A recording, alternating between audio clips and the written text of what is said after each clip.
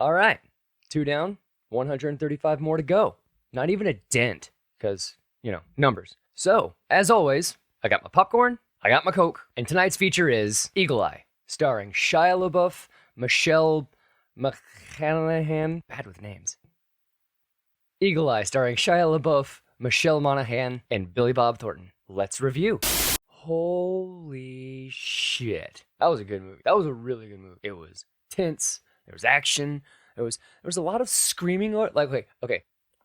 Start from the beginning. It was Eagle Eye, released in 2008, directed by DJ Caruso. I'm gonna read this off my computer because I can't remember off the top of my head. It was written by John Glenn, Travis Wright, Hilary Seitz, Dan McDermott, and Dan McDermott also did the story. Starring Shia LaBeouf, Michelle Monaghan, and Billy Bob Thornton. And then you got Rosario Dawson, who I think is great. You've got Anthony Mackie, who I love. Yeah, he's great as Falcon. His all-time best role was Papa Doc in 8 Mile. You can either fight me or rap battle me on that one. That will always be Mackie's best role. And then Michael Chiklis, who is awesome in everything that he does. I like him a lot.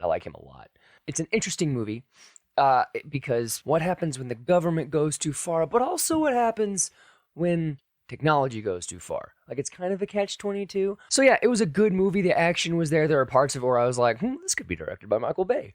But DJ Caruso did a mighty fine job. One of my least favorite things about movies like this is when there's no time for exposition and characters are thrown together and then you have to figure each other out really quick. The very first time that Shia LaBeouf and Michelle Monaghan met as their characters, Jerry and Rachel, they're in a car and they're screaming on top of each other. I don't know, for all we know, they could have been yelling their grocery lists at each other because there was no, and I understand that you're set in that situation and you just kind of are freaking out. I get it. Duh. I would be too if some creepy ass lady was calling me on a stranger's phone on the metro, whatever. Yeah, I'd be freaking out too. But there's so they're trying to hit each other and they're screaming at each other and I'm just whoa, chill out. You're fine. You're not fine. But you know what I mean? I just wish there wasn't so much of that because there was a lot of that. It happened with Billy Bob's character and Shia's character at some point towards the end. There's just a lot of talking over each other. Didn't care about it. It was unnecessary yelling. Whatever. They made the movie and I'm just here talking about it 12 years later. It's really cool to me that the AI in this movie was so, obviously connected. That's the whole premise of the movie is how connected we all are with Facebook. They mentioned MySpace and Circuit City was a location, which is, my God, this movie's dated. It's really cool the way it feasted on the way we rely on technology. I wish there could have been more people involved. We had the Iranian guy in the van who blew up on account of the power lines, which was, we had the guy at the airport who said, buy your tickets with this and then go to this gate or whatever. We only had a couple of actual, and the dude at the very end who got Rachel dressed to see her kid play at the Capitol. That there were 3 people, but we also had the makings of a human manhunt when the people on the metro were like, "Are you Jerry Shaw? You Jerry Shaw? Are you Jerry Shaw?" I wish there could have been more of a human factor in the whole thing because it after a while I was just kind of like, oh my God, this robotic bitch just won't shut up. Ugh. It was essentially 8 people against 1 robot, which I don't know. In movies like this, you always seem to write yourself into a corner. I just wish there was more human interaction. I get the basic plot of the movie. I get it. Government versus the people versus AI. I feel like there could have been more. There could have been more there, why not make the guy at Circuit City one of them? There were several options along the way where you had pieces in place to show how deep this thing really ran. We didn't really get that. Would have been cool. Also, this thing had, this robot had full control over our shit. And in one of the initial car chases where Jerry and Rachel are trying to get away from Billy Bob, who I know he has a name. I know he's an FBI agent, but Billy Bob is just such a fun thing to say. When Jerry and Rachel are trying to get away from Billy Bob, the robot voice was saying, oh, hey, hit 60 miles an hour. You will make it through this light, this, that, the other, whatever. And then at one point, it takes control of the speed pedal. Why did it not just do that? And then it even says manual control restored. And I'm like, why? Why? If you want them to get away, I know you have to test them or whatever. By the way, Shia LaBeouf, it's said in the dialogue by his dad, do what you want. always do what you want. And we also had to know that he turned down like a full ride or some shit to Princeton or whatever. Yeah, you got to let him know that he's a slacker that does whatever he wants. You got to let him know that he does have that intelligence for when he needs it. Man, I walk into my apartment and my room is filled with a whole bunch of military grade whatnots and doohickeys and whatchamacallits. I'm not even going to wait for the phone call to tell me to get out, because there's been a mistake. That's just the thing. That's the whole thing. It's also really implausible that at the Capitol at the very end, when the kids Rachel's kid, Sam, who looks like a walking, talking, howdy-doody doll, ventriloquist, what is it?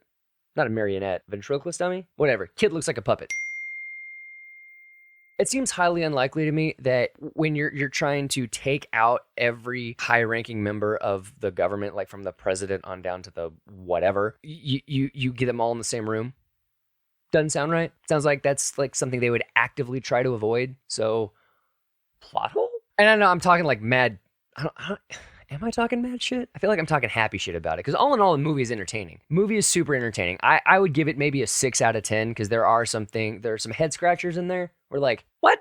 I don't think that's how that works. I think you just wrote it down because it seemed cool. But it is cool. Like the movie is, there's some head scratchers. There's not a lot of eye rolling. It's a head scratcher, not an eye roller. Okay. This is the 3rd episode. We're figuring it out. We're figuring it out. Thanks for going on this journey with me. One of my favorite things in movies, and I'm sure we've all seen that meme online where it's like, every time someone's underwater in a movie, I try to hold my breath to see if I would make it. No, that's horseshit. What I like to do is when someone is given a shitload of directions at once, I like to see if I can remember it. Because at one point, the Aria robot slut, whatever she is, she was like, leave here, go out this door, go down the highway going this direction to mile marker 103. And I'm just like, what? I don't remember that. I would die. I would die. So yeah, there's a lot wrong with the movie, but it's still just fucking fun. On the Cinema Soapbox podcast, we have this golden rule where we never set out to shit on anything, because nobody sets out to make a shitty movie. So unless it's just absolute garbage, which these movies are not, there's always going to be something about a movie to enjoy. And this movie is entertaining. What happens when the government gets too big for its britches and the AI that we have in place to work under us tries to work above us? And then what does it take to stop that AI whatever?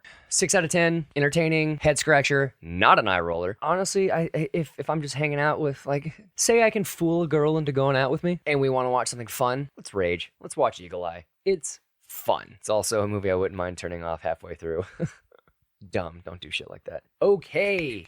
It is time for the gimmick. Something I'm going to try to do in every one of these. It's called Robbie's Life Advice. And right now we're in the middle of the coronavirus pandemic. We are all trying to be a little hygienic. So this kind of goes hand in hand with that. Hey, here's an idea. Rubber gloves. Just keep those little rubber gloves in your car, because A, you don't want to, be touching shit that you don't know where anyone else's hands have been. Also, if there comes a time when you've got to use a gun, or you are dumb enough to walk into your apartment and you've got boxes and boxes and crates of military shit, and you just start touching everything, yeah, your prints are going to be all over that, bro. Fuck, just stop. Put your gloves on and then touch shit. So Robbie's life advice from Eagle Eye: wear rubber gloves for health and keep your fingerprints off shit.